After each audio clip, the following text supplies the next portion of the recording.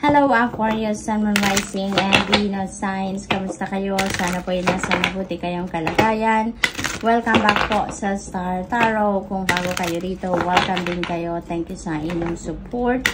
I truly appreciate it. God bless you all. Tingnan natin ang mga mensahe ni Aquarius.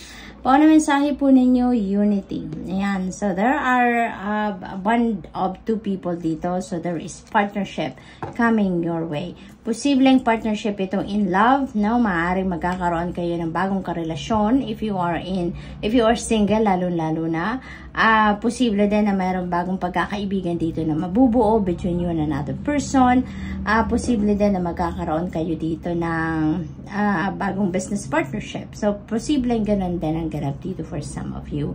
There could be marriage then happening dito. May engagement, mga ganon. So, siguro, ang iba sa inyo ikakasal na, magpapakasal na, mag-aasawa na, magsasama na sa isang bubong, no? Celebrations, ayan. So, there are exciting news na parating siguro sa inyo dito, kaya meron kayong isi-celebrate. Posible din na this is an exciting things na mangyayari sa buhay ninyo. It is possible na meron ditong mga accomplishments or achievements siguro na ma-achieve kayo. Kaya naman, ito ang ganap sa buhay ninyo, no? You are up for celebration because of those blessings na parating. What else? We have thorns. Ayan. So, wag kayong babali. Ano? Even if there are challenges sa buhay natin na dumadating, isipin niyo na that is normal. Normal lang yan sa buhay ng tao. Walang journey in life na perfect. Lagi at laging meron at some point dumadating sa atin ng mga challenging situations, difficult times sa buhay natin, and that is part of life. That is part of our life, of our soul's journey. Okay? So, wag tayong mawala ng pag-asa. Okay? Wag tayong bumali, no? We can bend, we can get around doon sa ating mga difficult times, sa ating mga difficult situation, definitely. Pero wag na wag kayong babali. Alright? Never give up. Giving up is not an option in any case sa buhay natin, Aquarius. Dahil yung mga pagsubok na yan, those are just preparing for a better life ahead of us, no? That is preparing us for more blessings, no? Ahead of us. So, what else? We have dance. Ayan. So, maybe literal ito na pagsasayaw. Aquarius, maybe that is where your passion is, and for some reason, siguro nagkaroon kayo ng disconnect with that activity. Okay?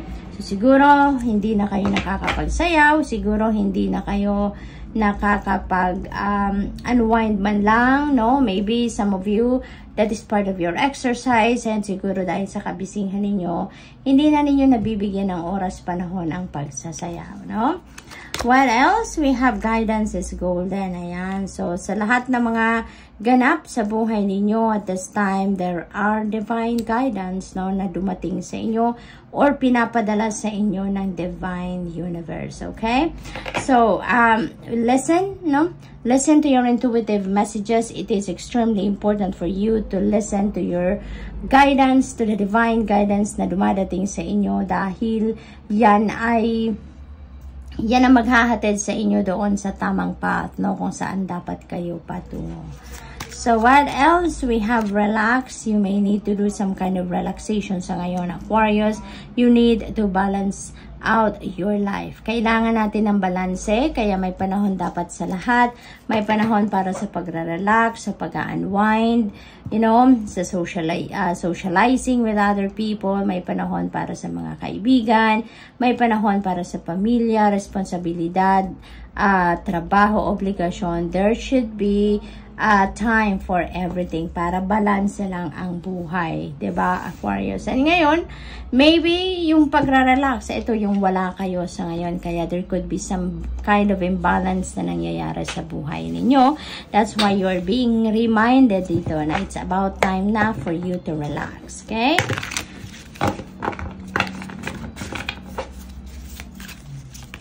So, we have the world cosmos. Ayan, this is really a beautiful energy. This is travel, no? For most of you, Aquarius. Maybe may mga travel plans ang iba sa inyo dito. And maybe you are going to embark on that travel very soon. meron akong nakikitang number 10. Kaya maaaring yung travel na yan could be in 10 days, could be in 10 weeks, or could be in 10 months, no? So, posibleng nandoon sa mga nasabi kong yan, yung plano ng pagta-travel ng iba sa inyo. So, this could be an international travel. Maaring you are going to travel the world, ano, Aquarius, for some of you, posibleng ganun ang ganap.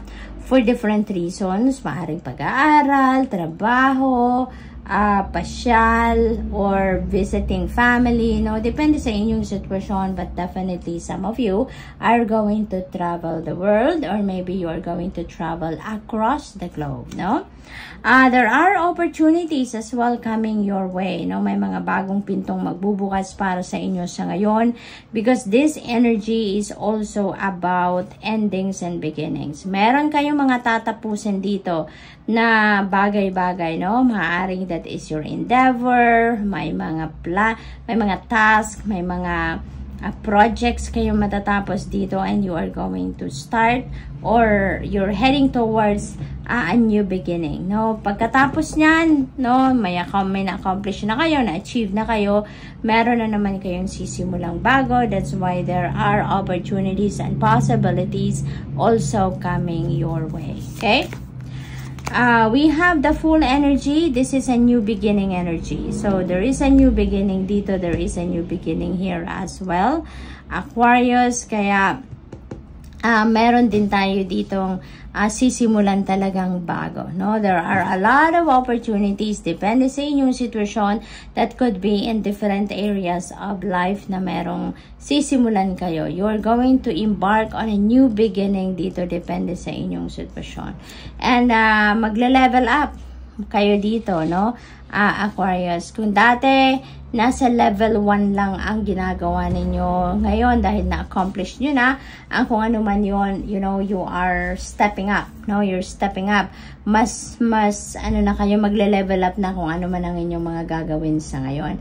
Kasi sa ngayon, mas ano kayo, mas assertive na kayo ngayon, mas confident kayo, mas marami na kayo kasi na-experience na pagdaanan na lampasan ng mga challenges, kaya ngayon mas matatag na kayo, mas matibay na ang inyong dibdib, no?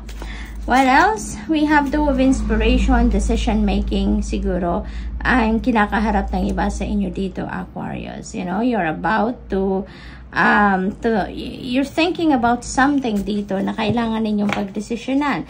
Maaring related dito sa travel, maaring related yan sa desisyon of which path you are heading. Posibleng ganon din ang ganap dito for some of you.